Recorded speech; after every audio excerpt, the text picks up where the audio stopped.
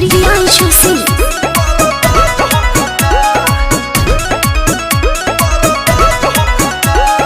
आपस में लड़ के विवाद हो खता। अरे दोसर सुन पहले, आपस में लड़ के विवाद हो खता, पूरा भोजपुरी बर्बाद हो खता। चोर बाटे जतने जे साध हो खता, पूरा भोजपुरी बर्बाद हो खता। तो हमियों के गाँव सन पूरा भोजपुरी बर्बाद हो खता, पूरा भोजपुरी बर्बाद हो खता।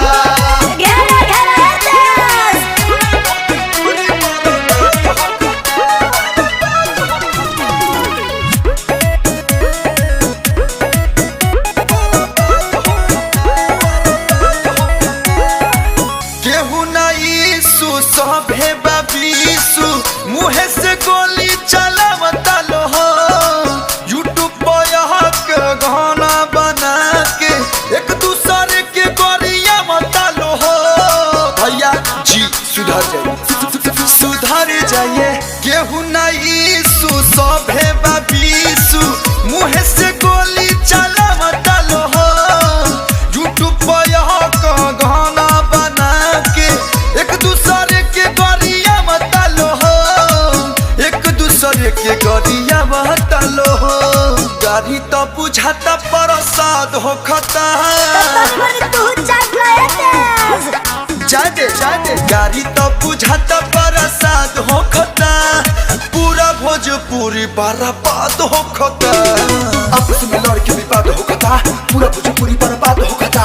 ए सुर में गाई न महाराज, चोर बाटा जताना जसाद हो खता, पूरा भोजपुरी बर्बाद हो खता। पूरा भोजपुरी बर्बाद हो खता, पूरा भोजपुरी बर्बाद हो खता।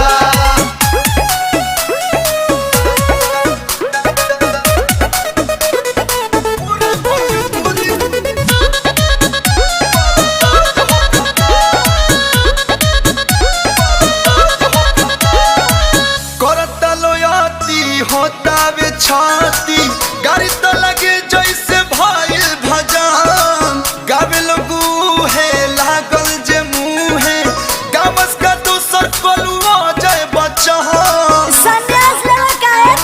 इतना जल्दी आओ। करता लोयाती होता वे छाती, गाड़ी तो लगे जैसे भाईल भजान। गावे लोगू है लागल जे मुँह है, गावे का दूसर कोलुआ जय बच्चन। गावस का दूसर कोलुआ जय बच्चन। निमनो बाते पर सब नाराज हो खता, सच्चाई कड़वा लगता। सही बात है बच्चन जी।